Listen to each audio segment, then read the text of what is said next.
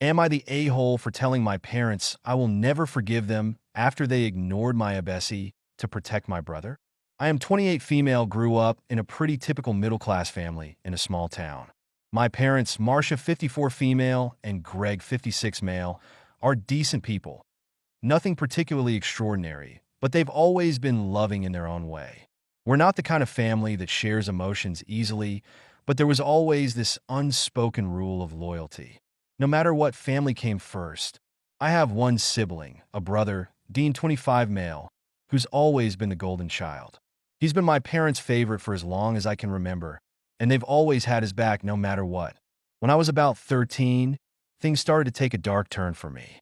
Dean, who was 15 at the time, started to become more aggressive and cruel, but it wasn't until I was 15 that the abesi began.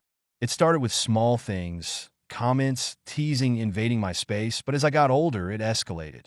By the time I was 16, Dean was regularly emotionally and physically abusive toward me. He would throw things, yell at me, call me horrible names, and push me around. At one point, he even held me down and THRT'd me with a knife. It was terrifying, but I was too afraid to tell anyone. I didn't think anyone would believe me, and I felt trapped. I tried talking to my parents about it a few times, but every time, they brushed it off. He's just going through a phase, they'd say. He didn't mean it. Dean had always been the troublemaker, so they had this constant narrative that he was just acting out or going through growing pains. I was told to toughen up and that siblings fight, but no one seemed to care that this was different. It wasn't just fighting. It was a bessie. I lived in fear for years, walking on eggshells around Dean.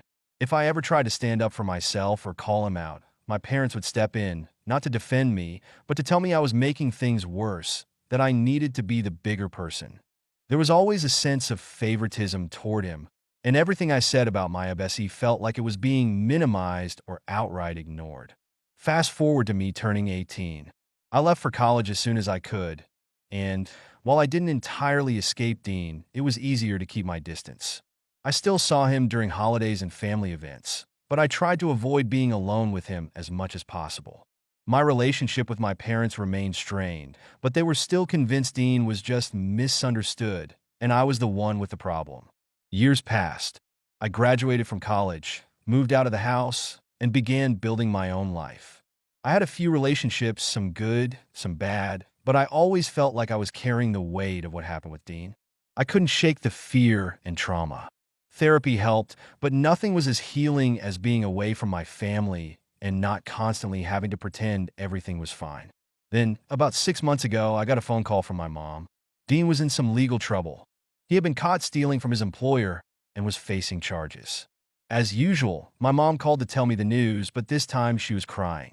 She said she didn't know what had happened to him, that she felt like she failed him as a parent. She asked me to come to the family house for a meeting to discuss things. I agreed, even though I wasn't thrilled. I hadn't had much contact with Dean recently, and I had no interest in rehashing the past, but I thought maybe I should at least show up for my parents. So, I went. When I arrived, I was shocked to see my mom and dad sitting on one side of the room, Dean sitting across from them, looking smug and entitled as always. I took a seat, and the tension in the room was palpable. "We're worried about Dean," my mom started, her voice shaking. "This whole thing is it's a mess. We don't know how to fix it." I stared at her for a moment, feeling a wave of anger rise in my chest. "Worried about him? You're worried about him?" I couldn't keep it in anymore. "What about me, Mom? What about when I came to you over and over again, crying for help, telling you what he was doing to me? You never once cared. You just protected him. And now you want me to feel sorry for him." My mom's face went pale. "Sarah, that was different. He was going through a tough time, and we were just trying to help him. We didn't know. You didn't know?" I cut her off. "Mom, I tried to tell you. Over and over. I was a 16-year-old girl, terrified in my own home, and you didn't care. You just let him do whatever he wanted because you always thought he was the better one, the golden child. And now that he's messed up his life, you expect me to just step in and play the dutiful daughter?"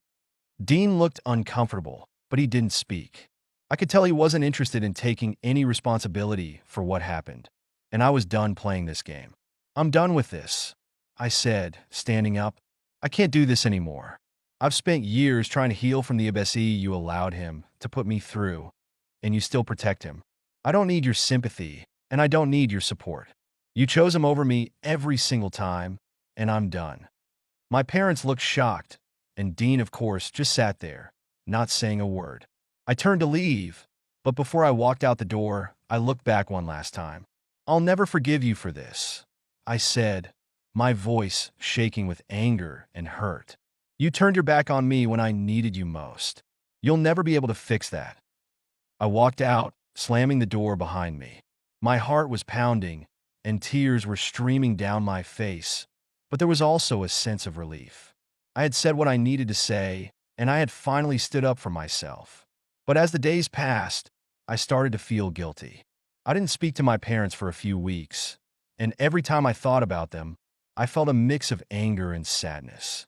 I felt like I had lost them, and part of me wished things could have been different. But I also knew that they hadn't truly understood the depth of the pain they caused me, and that hurt more than anything.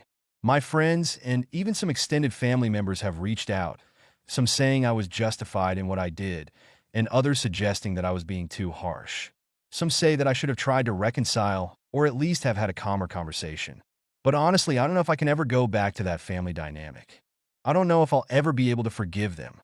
Am I the a-hole for telling my parents I'll never forgive them after they ignored my abyss to protect my brother?